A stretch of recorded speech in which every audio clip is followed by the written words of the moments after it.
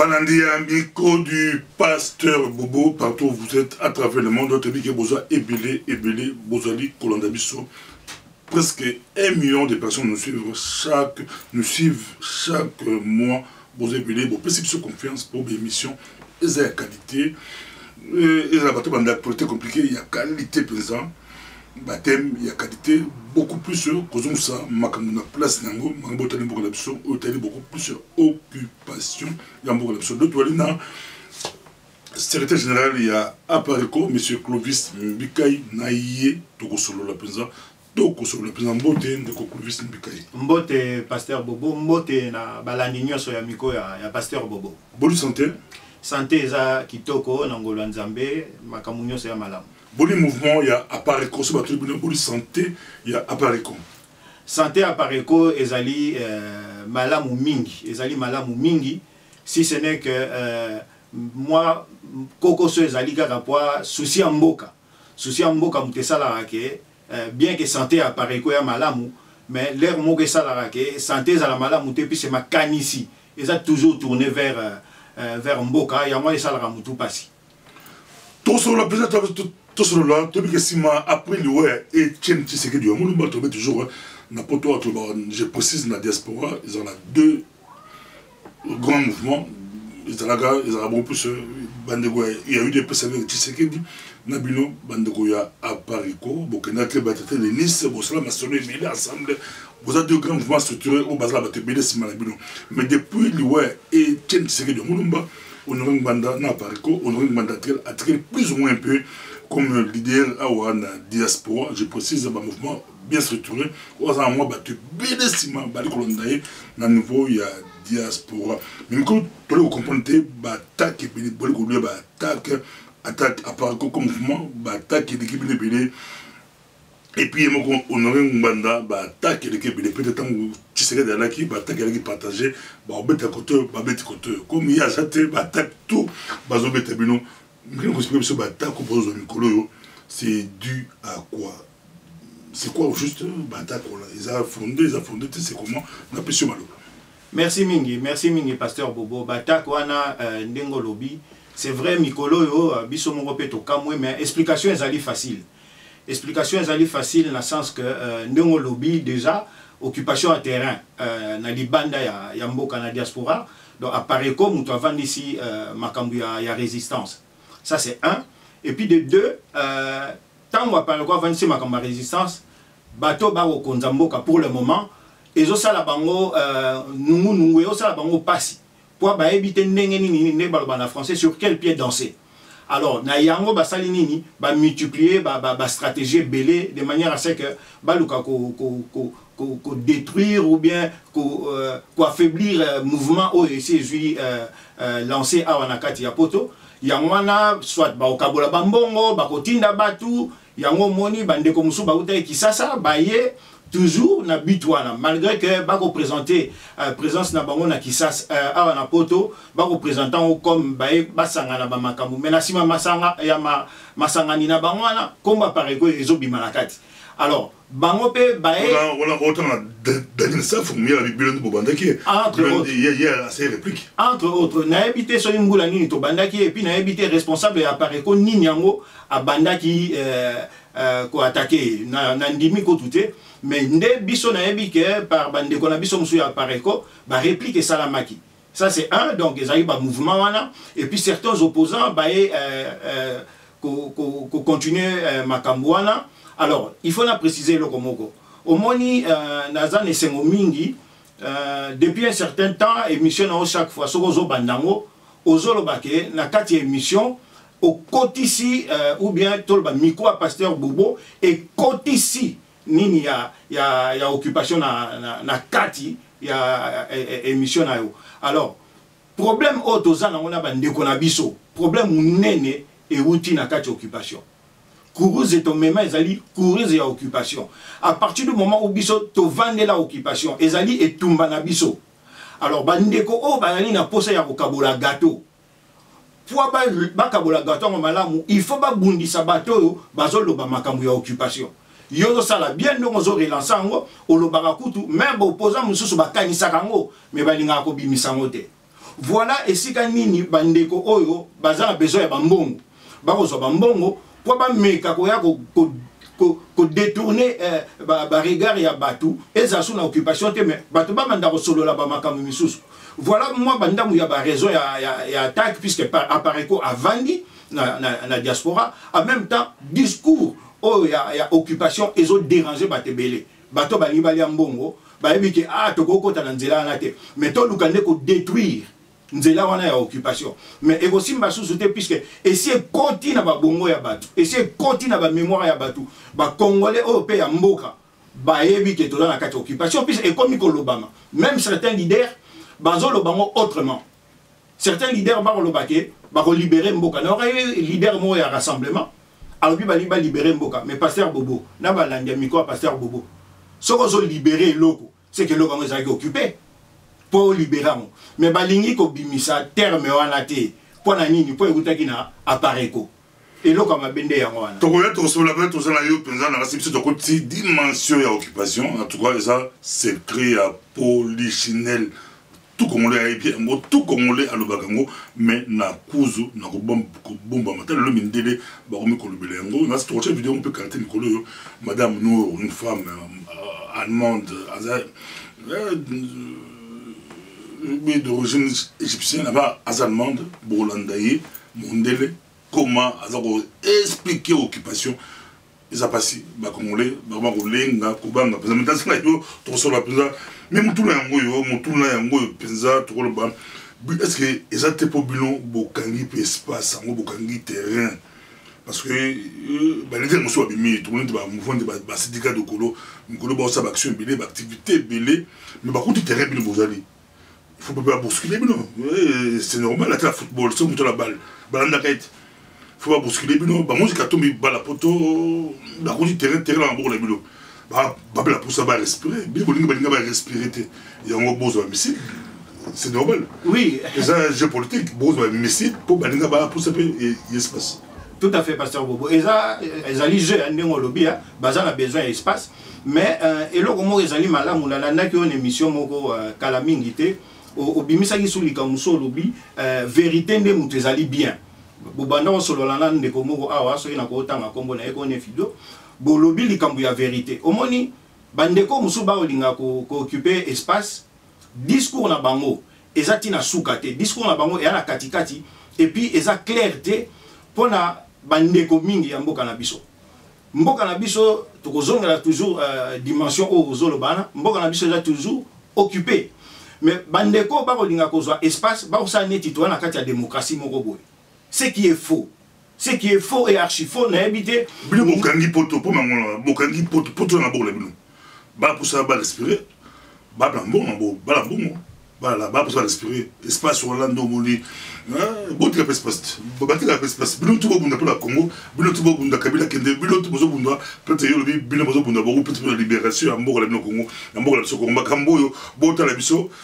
Toi pour ça ali moi bakambi à Apareco c'était général et Apareco toi tu comprendre sur au fond de télévision au fond de YouTube au fond de Facebook au compte internet tongo me dit pourquoi ce qui ba zoom silté et ba Mikolo wala ba me l'aide à faire mais s'il y a après tous les jours moi ba reste PC il dit que espace là bon le bango besoin ba tu peux prendre non bon le espace non au moins il y a toujours comme la vérité espace au biso occupé parce que tu es la dimension où yo côté ici na kati émission Mikolo pasteur Bobo tu es la dimension ya occupation alors bandeko wana comme je disais tout à l'heure bandeko wana ezo sala bango passe alors bani bazo espace en s'attaquant à likambu ya occupation bango bazo ya na likambu ya démocratie que voilà balingi ba solola balingi ba sala soli nini na gouvernement oyo et régime oyo ezako occuper mboka na biso alors biso to kotikela bango pe espace wana te. Donc, semblant au barosala par-ci par-là, autant il va comme misusu, natanga qui dépêche moko, bandeko bazo kutana na Suisse, mais nakati ya dépêche wana, ba tacler les sous Apareco. On se pose des questions. C'est des gars de Kolo, mais beti bilongo bata. Voilà. Botikanzela tous les cas. Totikela baronzela baleka. C'est eloko tokoki ko salate. Puis c'est vérité au biso to côté ici. na mitu ya bandeko na biso ya Congo toko continuer kaka na kati ya vérité wana jusqu'à ce que libération esalama bango bazoya na ba masolo moko boye soit transition ndenge tokaki bati misusu transition sans Kabila baela ba masolo ya kosololaka mais boko solola na bato bako occuper bino na bato bako violer ba mama na bino na bato bako sala ke omoni osala ke mission musu ya bandeko ya Kasai. Comment veux-tu bokende ko solola na bato bako maltraiter bandeko na bino ndenge wana émission musu osala ka ya peut-être près d'une année bandeko na biso na Angola bako faire souffrir bango. Je crois que ndeko syndicat azali mutu azala ba assise na ekuna na Angola, mais où est-ce qu'il était temps ou bako benga na bandeko Angola allo bela biso attends-moi quelque chose par rapport à bandeko wana naza contre été biso nyoso tolingi mboka na biso kende liboso, mais je crois que ba manière ya koluka ba façon ya koluka mboka kende liboso ekeseni biso ezali kaka libération ya mboka avant quoi que ce soit oyo toko kanisa après to libérer mboka. Et puis la différence peut-être que soit négoya ko libérer mboka pe ekeseni na maloba oya biso apareko na maloba oyo ya ba bandeko misusu wana na juste dit que le colon c'est comme les misusu ils ont misusu quel rapport ils allaient entre ou relation entre Honoré Ngwanda Nzamboko Atumba na syndicat d'Okolo ça moi question na tunyango pourquoi parce que tant Daniel Safo atakaki Honoré Ngwanda babeke mutaben c'est qui Daniel Safo aya na poto ezalaki syndicat d'Okolo c'est nous bato bon qui na construit manifeste citoyen et que syndicat de groupe la kati comme yem tozala et puis na mbongo mingi na bato nyonso voilà bato basaki déduction facile que non comme c'était lui poste de financier parce que na bango nyonso wana yem tozala mbongo kolika yem de financer qui donc il y a bien ça qui Daniel Safo comment Daniel Safo tam ça c'est erreur na ya fingi Ngwanda ba donc syndicat de Golazu Daniel Safo pour afinga Ngwanda ba tenir question pourquoi et puis il y a na baquet suisse tangi bazara na badli na ba syndicat de Kolo batangi tout apareko bozum bata na bata syndicat de Kolo quelle relation ils allaient entre syndicat de Kolo na Honoré Ngwanda Nzamboko c'est ba kutana na asana ya mai ba kutana ki c'est comment pour syndicat de Kolo pays permettre à passer ya mai hier moko c'est ba kutana ki ba solo ki rapport de Bongozadini ba la conflit ba zo kanate c'est quoi juste tout ça et puis un espace il y a un azotin de la tuba bête bambata question eza et bimine question mongo y a pas si mais réponse eza réponse mo ya facile et ça peut et vous allez mukuse relation exacte entre président Honoré Ngwanda na syndicat bakutana te atana samai syndicat tikala jamais ko téléphoner responsable ou bien membre ya groupe ya syndicat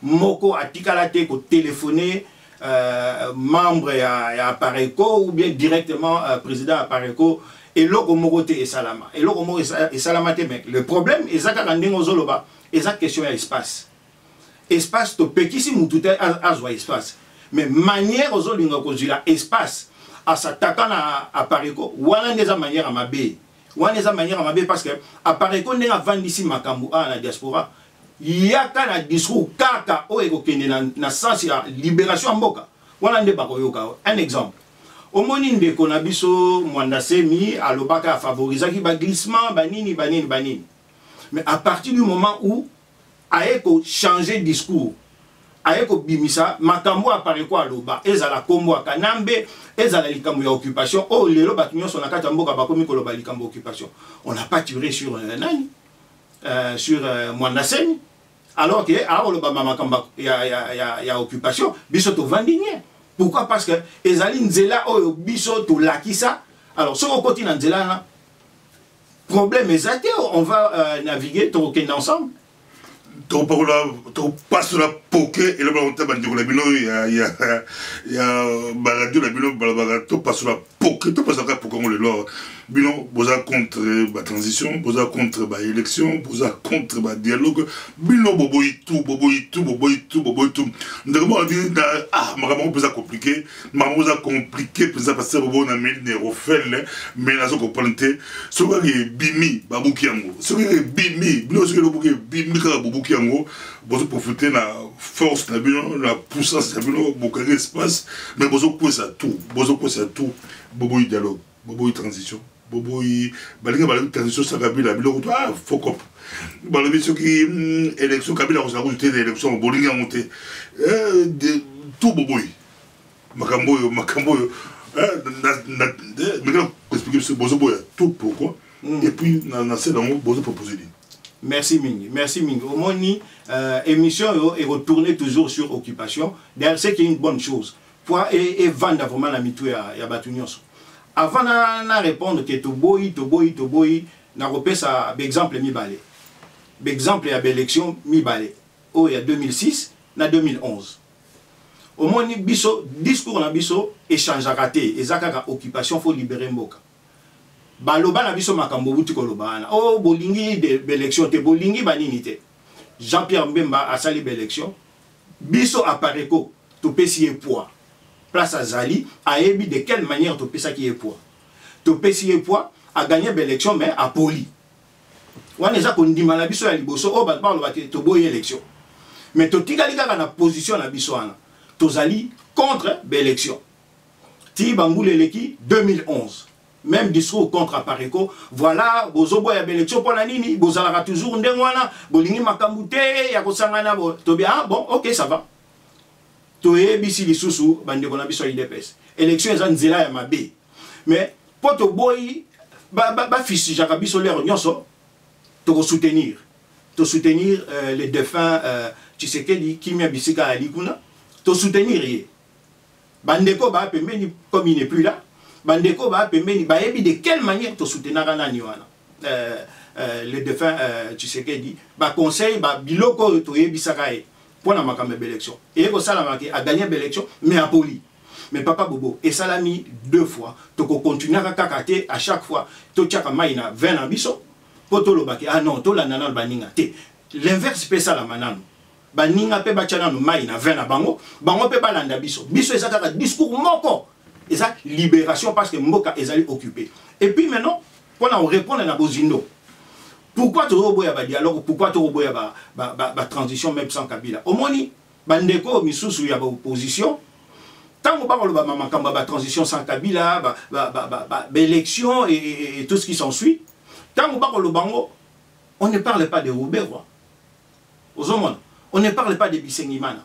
Donc, eux, problème d'abord, c'est Kabila. Basala, Bakende, c'est Kabila à Kende, et ils vont coopérer, ils vont collaborer, ils vont travailler avec les Roubeaux.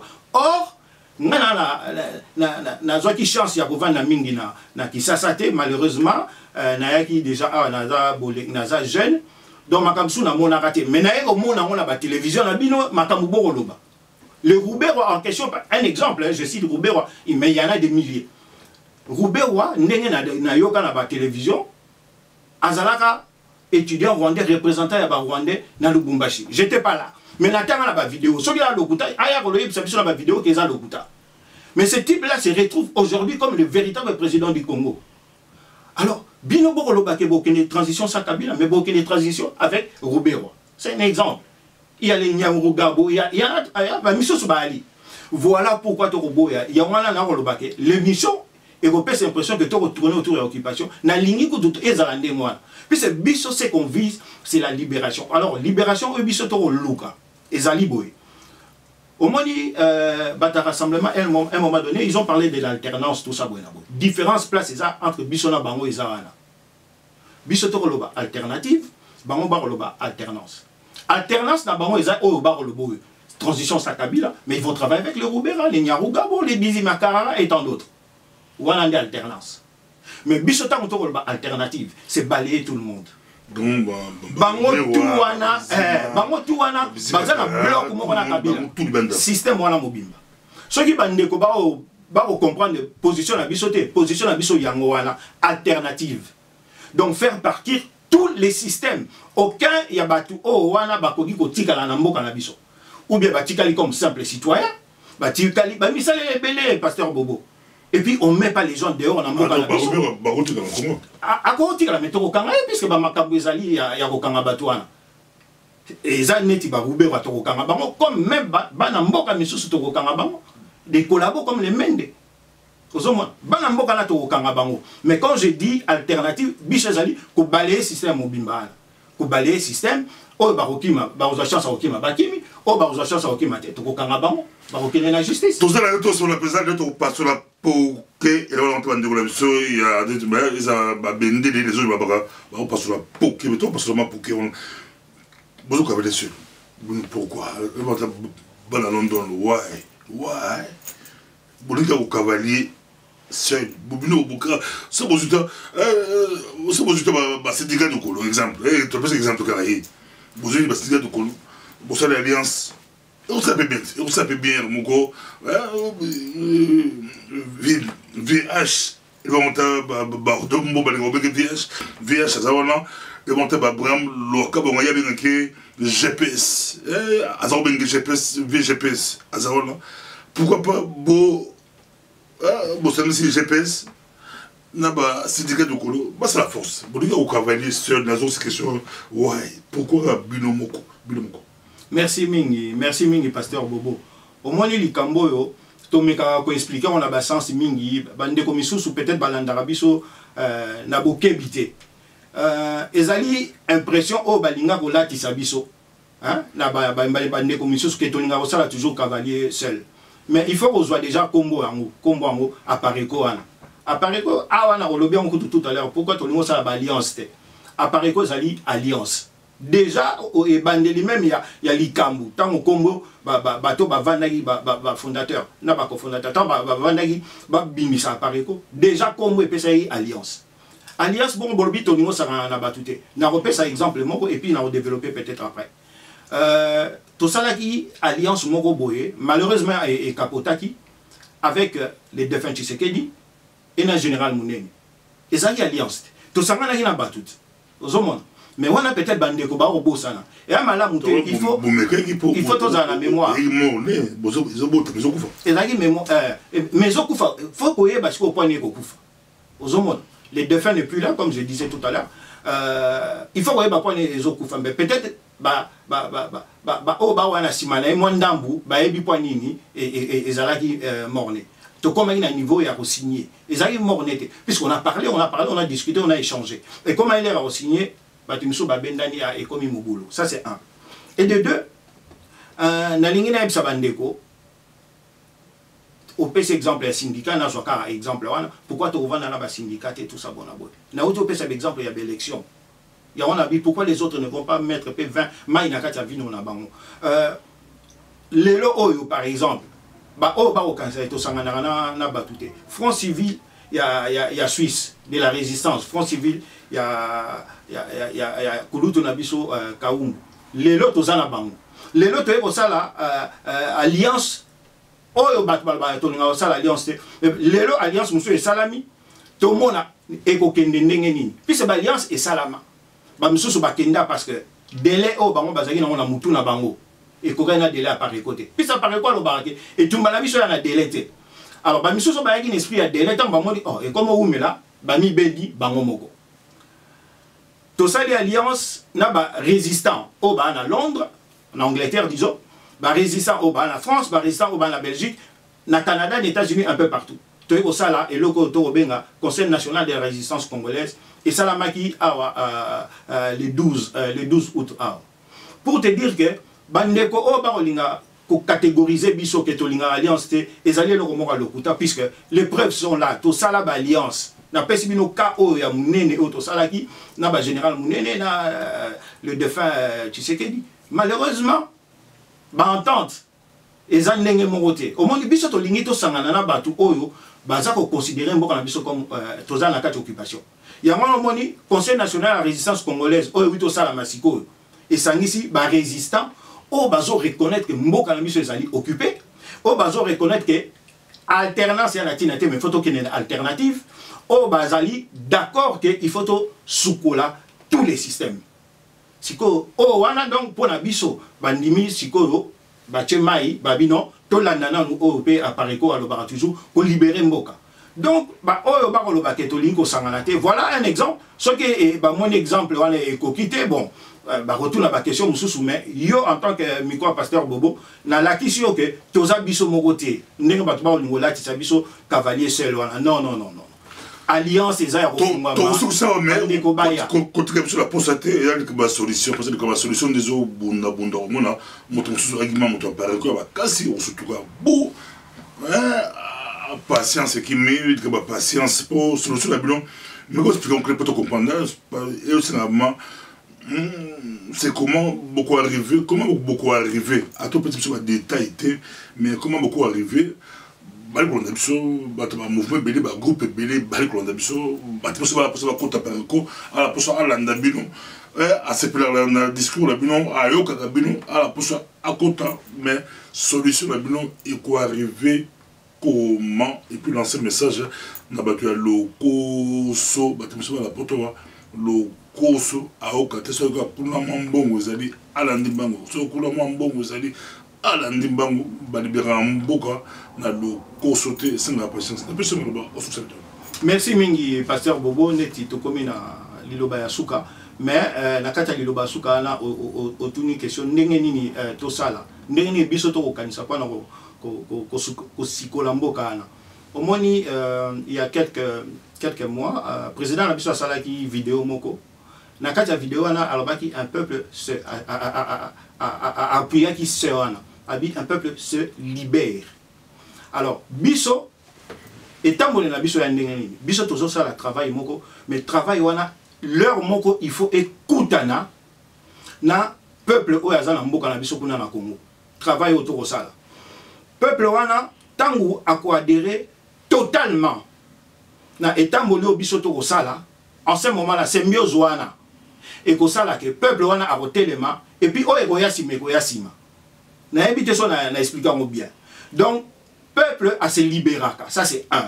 Mais pour peuple a se libérer, il faut moi Babiloko moko boy et ça là que peuple a comprendre que maintenant je suis obligé de me libérer. Alors akoye bango ndenge nini? Akoye bango na o biso to sala, travail o biso to sala. Travail on a to sala ezali une partie à iceberg puisque mususu ye banité. Et koye bana na moment venu. Oyo toko sala ezomonana toko kotisa bandeko na biso notion ou bien dimension ndenge yo lobakango ya occupation. Ce qui est koti na mboka mobimba. Mboka barozasu na besoin ya opposante. Ba comme na besoin ya ba résistant pour na nini pour na libérer mboka. C'est à ce moment-là et ko senga bango ba telema et leur bango ba ko telema. Soutien moko ozala se. Soutien wana ozala oya biso on a bi parti à iceberg wana ezomona te. Soutien wana nde oya ko sala ke et ça li symbiose na soulèvement au peuple à Rosala, kuna na mboka kwa totelem. Qu'est-ce que besoin nango? Quel est l'antidote besoin nango? Kabila na stratégie na ye, comme il est pas dans bongo a créé deux Kamuna Sapo, a créé deux groupes, comme je pense à créer deux par rapport à créer deux tous les mouvements, tous les deux à chose de trois, à chose de quatre, deux rassemblements, deux à créer deux résistants, deux nidos. Bon pour la bino qui serait l'antidote ça n'est pas repérer que ce mouvement rebimi va créer double langue pour la confusion il y a seulement le couteau et comme il y a peu confusion on dirait parabole on va dire qu'il vrai na blé oui ça rend mon couteau on a tout finga kabila nous avons tout kabila c'est compliqué à tout finga là mais nous avons allé à Kabila de compliqué bagambo ne moi ça papa na mela d'Afalga na mola yolbali na position là. Merci pasteur Bobo. Au moni tout à l'heure au outil kolobake batumso babengi président Onerengwa na babengi VH bamso babengi GPS et puis bamso bakombe zebele. C'est une grâce. Ezali grâce kozala na mutu lokola ye. Ozomona biso oyo toye koya na politique. Il faut to kola biso na ba biso o ba jeune to yeko kola nzamba sali ke to kola na pembeni ya bato lokola ba Honoré Ngwanda ye azali na capacité wana ya ko détecter ndingo zolo ba antidote wana ye azali na capacité wana esangani na intelligence o ezo sala ke ayebi mboka wana bien et puis ayebi les gens bateau ba na kati ya mboka ana beaucoup qui pensent que comme antidote sans antidote risque ali ou se retrouver na mouvement rebimi groupe rebimi yo connaissez bien groupe ya solo parti ya solo nzoka ya Kabila penza pour comprendre le rassemblement,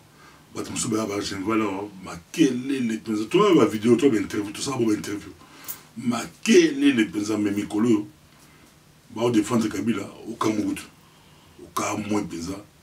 Sur son cas, la vidéo, il y a 3 mois, il y a 4 mois, il y a 5 mois, on va attaquer Kabila grave, Babi antidote.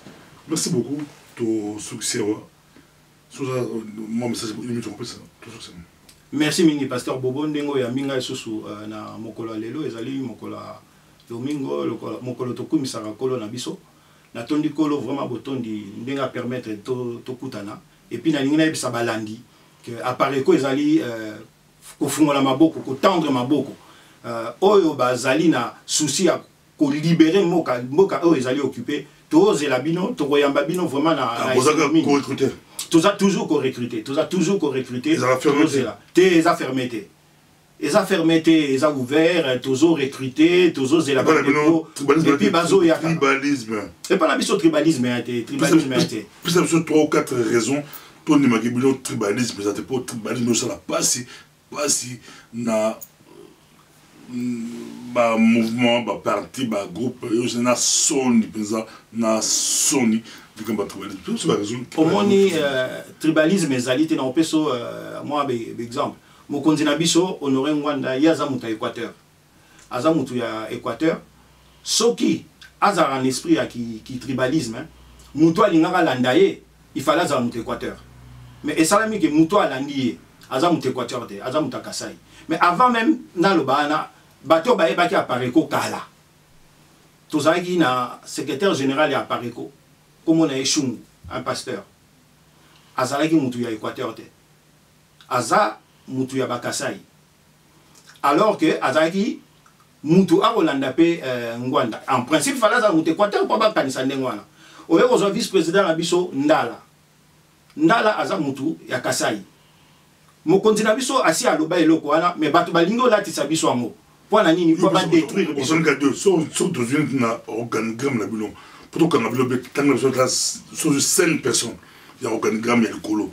Bon, ceux qui ont joué dans le Bindala, Ndala c'est 1. Ceux qui ont joué Ngaï, Ngaï a un Équateur, Clovis Mbikaï, Ngaï a un Kasai. Ceux qui ont joué Moutou a dirigé. Clovis Mbikaï, comme c'est Ngaï Clovis Mbikaï Kampanda. Voilà. Kasai, Sorozu, au Bisoto considérera le cola ministre. Na Ndekolanga Moko na Ilunga. Kasai, appelle Kolo. Azali Kolo. Sorozu, Ndekolanga Mususu à s'occuper de la communication. Comme on est Watuba. Kasai, Équateur. Tiens. Quand tu peux Équateur. Tiens, il y a Équateur. Ah, vous êtes là. Sorozu, Ndekomso a pembeni na e comme ne Lukika. Kasai, nani, Sorozu, na Barokam. Sorozu conseil Luzolo, Michel Luzolo, avant d'arriver biso à na poto, na Belgique. Il y a responsable, il y a relations publiques. Bon, au Congo, Ozaïr, représentant Nabiso, Namboka ya Danemark. Comme on est Lolenga, un grand boxeur. Bandou. Luzolo Zabazaïr. Luzolo Zabazaïr. Zela Ntamusa Mutola Noki. Kivu. Kivu Bali. Kivu Bali. Katanga Bali. Katanga Bali. Kivu Pe Bali. Mais il faut na kanisa noki pour na peso. Mais moi exemple on a peso na kaka bomoni que non voilà nous ne sommes pas nenge batba au niveau là tisabiso qui est parti moko tribal ou bien nini non. Ta politique bon c'est préparé ba réserve ce bolé la micro de pasteur Bobo to botu na bilon ba organigramme ba parti na bilon ba groupe la bilon to quand même pour tribalisme et ça n'a pas si pesant il y a pas si pesant passer. Merci beaucoup Tokyo Tolandio de ton ami. Et prochainement, le commenter l'actualité avec quoi au lobby de l'autorité. Donc, pas bien, vous souhaitez, bitumba la ouvrir à Kuna, tozo complété GPS à l'obéli to pété yo bi photo no GPS il y a l'obéli bitumbe bandi to qui pété mon belé belé to qui était na actualité expliquée et actualité compliquée toko solo la Uvira toko solo la avion et kwei